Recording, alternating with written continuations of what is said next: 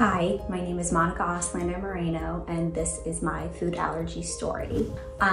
So I am a new mom. I have a son who is turning 9 months old this month, and I actually happen to be a registered dietitian and worked as a pediatric dietitian before all this happened. When my son was about 6 months, we started introducing him to solid foods. He was exclusively breastfed, and I had zero expectation for food allergies because we had zero risk factors. There was no one in my family with a food allergy. He was a C-section, but not every C-section has food allergies. He didn't have eczema. He has grown up with a very adorable dog who's sitting right next to me his whole life. We exposed him to different environments, and I have no food restrictions. I ate every single allergen every single day while pregnant, while nursing, and even literally while nursing him. And I'm very food allergy aware as a dietitian, but I had zero expectations. So I left him with my husband, and I said, okay, well, he's enjoyed some spreads and foods, give him some hummus. I'm gonna go do some Pilates over here. And I hear screaming, and I hear, oh, what's happening? And I get up, and he is covered in hives, big bulbous hives. And he's screaming and itching at them, and I immediately thought food allergy. And because I'm a dietitian, I thankfully had pediatric liquid Benadryl in the pharmacy upstairs in our closet, and I had syringes to measure it. I didn't know the dosing though, because I never thought I would have to use it. I thought in my mind, I'll have to use it if he, like, one day, like, I don't know, gets stung by a bee or something. It wasn't like food allergies were nowhere in my orbit. So, you know, unfortunately, when you call your pediatrician's office, it's not like they answer the phone like, hey, what's up? So I knew if I paged her, it would be like 15, 30 minutes, and we did times everything with Benadryl. So I thankfully have a very close friend, almost like an uncle to me, who is a critical care pediatrician. And I called him, it was like 8 in the morning, and he was like, what's up? And I said, what's the dose for, you know, pediatric Benadryl? He told me based on weight. My son is quite large for a baby. And we dosed him, and thank God within minutes, you know, it started to subside, and there was no wheezing, there was no sign of anaphylaxis. It was just complete, like, severe hives, eyelid, everything. Ironically, the hummus was the favorite food he had ever tried in his little life, which is really sad. And when the shock, and I was shaking, when the shock wore off, we gave him a bath and everything, and you know, it took like a full day for those hives to subside, but we watched him all day, and we talked to our pediatrician. But I was shocked. I thought, oh my God, like, what is he allergic to? And I'm reading the hummus, and there's sesame in there, there's tahini. And I'm like, okay, well, I guess it must be the sesame, maybe the chickpea. So our pediatrician happens to be married to an immunologist at the University of Miami, who's amazing. He's a PhD, MD, absolute brilliant wizard. And she talked to us, and she's like, let me talk to my husband. He fit us in for a virtual consult the very next day, because COVID virtual consults. And he said, yeah, it's probably the tahini. You know, we're gonna need to get him tested for everything. He likely has more food allergies. And I'm like, what on earth?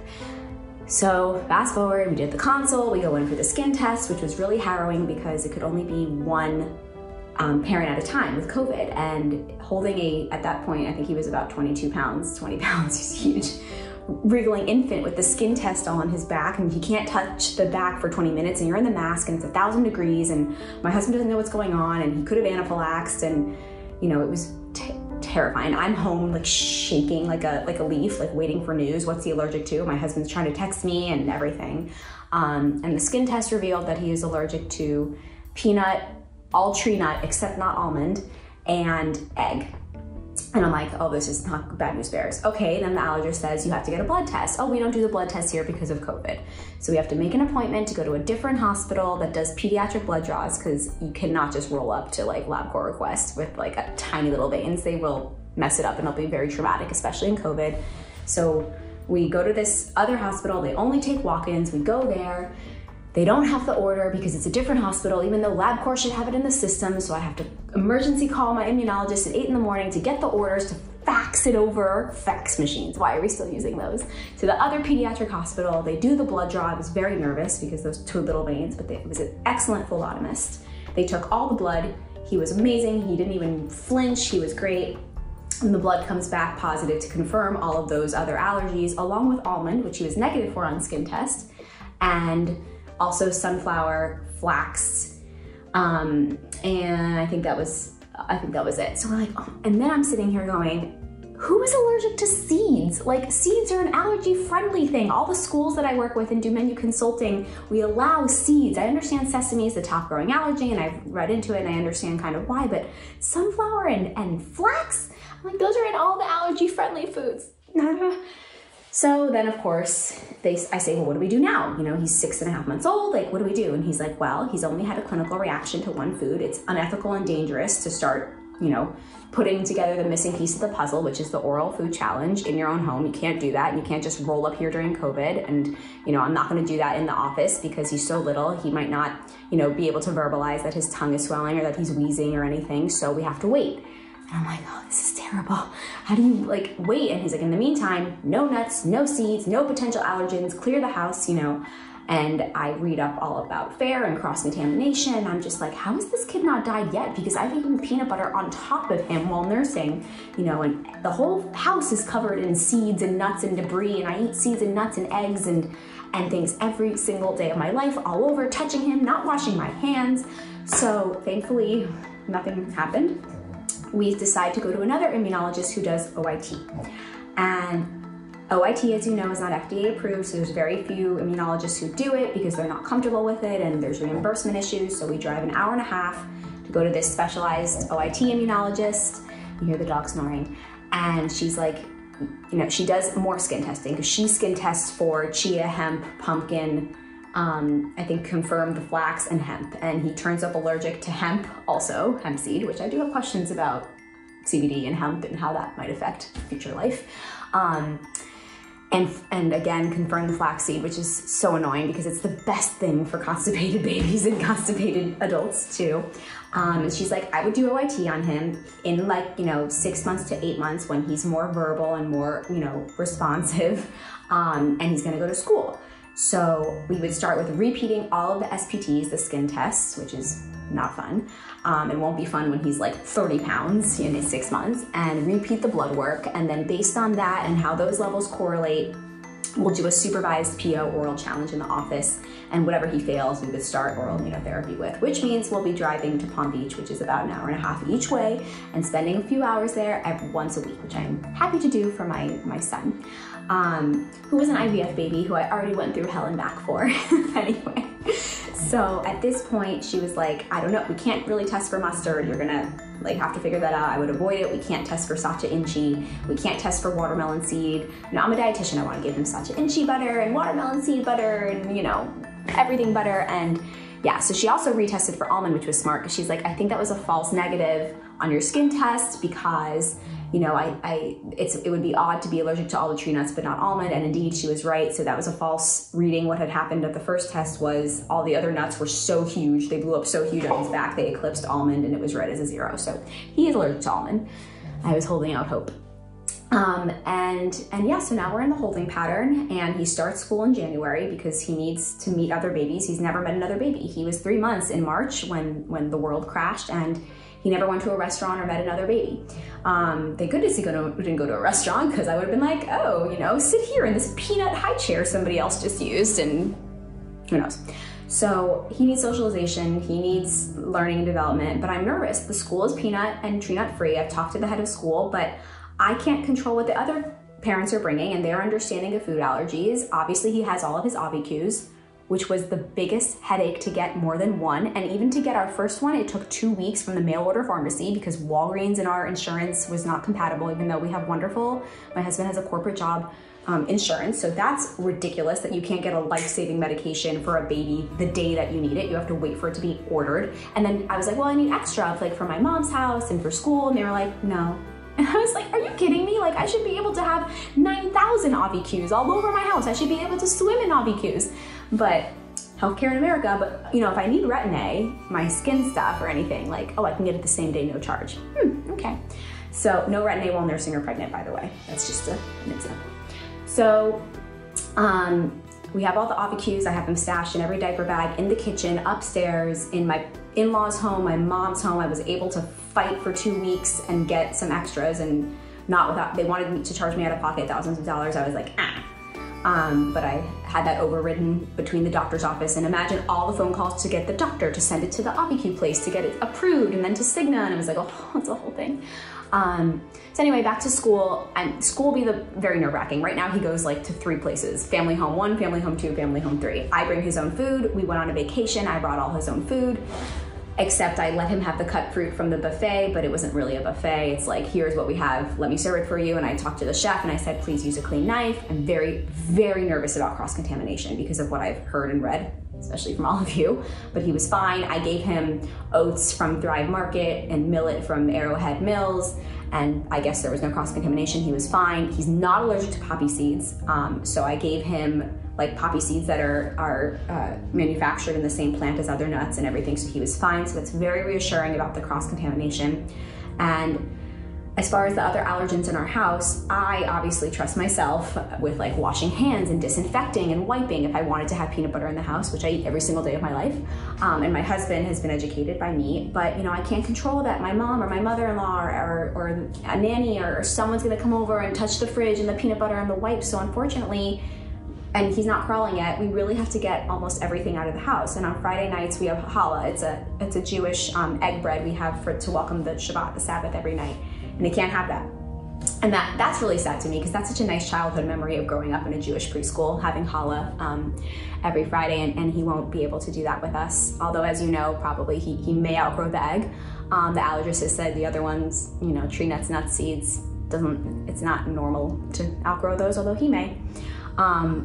I would love him to outgrow the flax and the sunflower and the hemp seed, because at least when you have like this allergy community is becoming so much more recognized in the lay people community, and I feel like you know, people are like, oh, like nuts, allergy, but you can't be allergic to seeds, and all the allergy friendly brands are making like seed-based products, which is so great, but he's allergic to all the seeds. Well, not all the seeds, but like a lot of the seeds.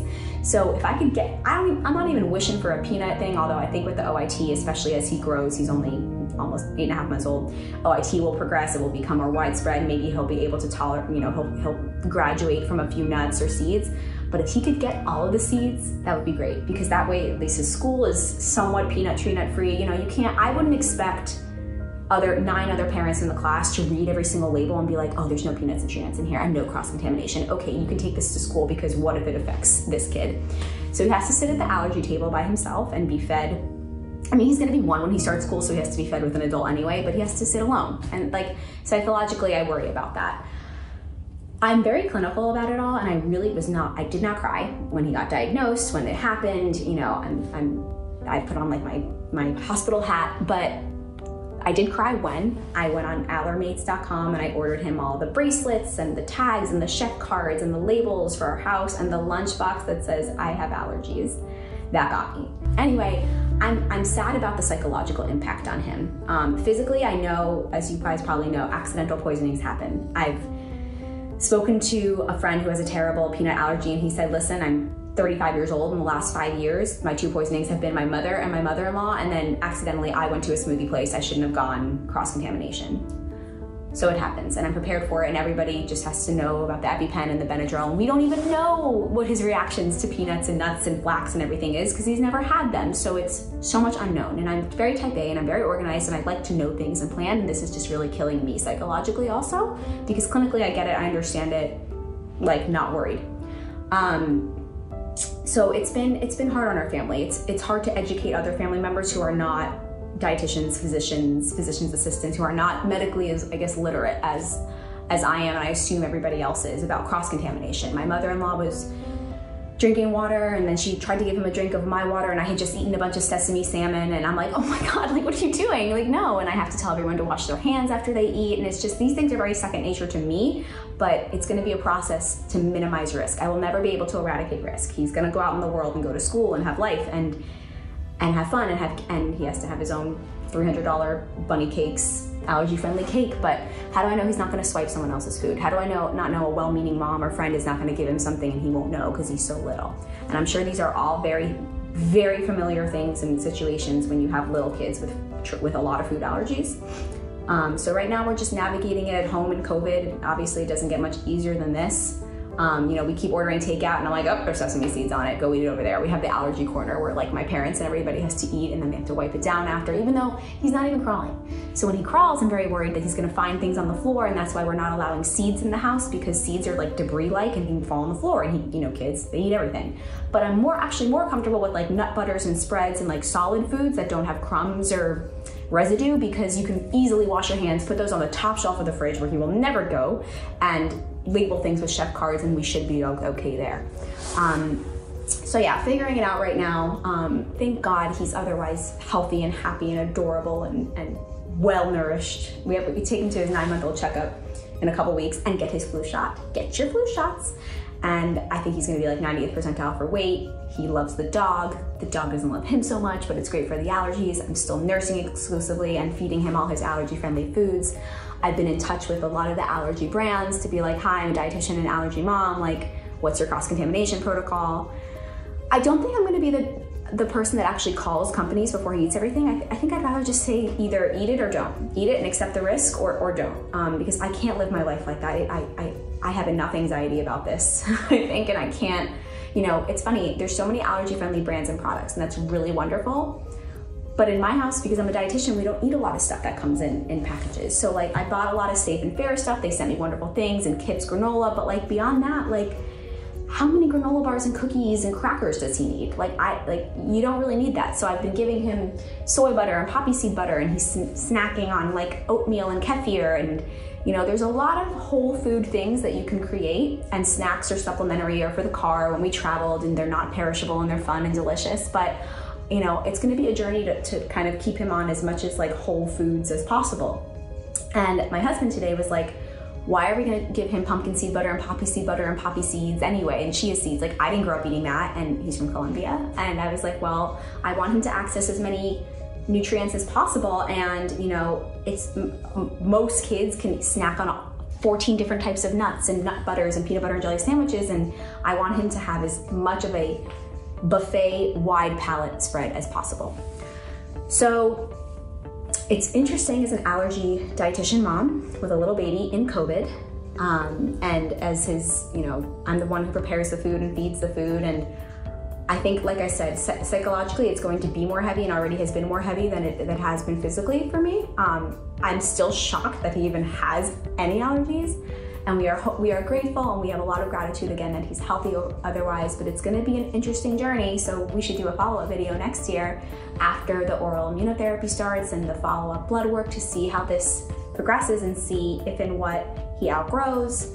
And hopefully there are no accidental issues, and we're gonna actually orally challenge him with more foods to see how and if he reacts to things, and hopefully not severely. And you know, my husband was like, well, hopefully it's just hives, because like you gave him Benadryl, he passed out and he was fine. And I'm like, okay, well, you know, it might not be one time. And as you know, you eat some peanut one time, well, not usually peanut's very severe, but like you eat an allergen one time and the next time it's anaphylaxis and the next time it's not anaphylaxis. So man, immunology is crazy. Like if you're an immunologist, like props to you. It's like going into a field of study where it's like, welcome to becoming an immunologist. We have a lot of things we know, but most things we don't. And then you have to explain that to patients. Going through fertility medicine is kind of the same thing. It's a lot of unknown and art and medicine fused. So thank you for listening to my story. Remember, you are not alone. There are 32 million Americans living with food allergies, and what, 13% of children and babies? I don't know if I got that statistic right. We're all in this together. I think even 5 and 10 years ago, it was a lot more isolating and hard than it is now. I think people are a lot more educated. Brands are a lot more accommodating and creating products, and restaurants are a lot more infused and vigilant about it. I think this will only continue to grow with the unfortunate incidence of allergies. A lecture for another day on the hygiene hypothesis and the microbiome, which I'm obsessed with. But you are not alone. We're all in this together, and it's gonna be fine. You do what you can. You do 100% your best, and the rest is up to science and if you believe in God. So thank you for listening. Monica Moreno, Eat Like Monica on Instagram for more rambling.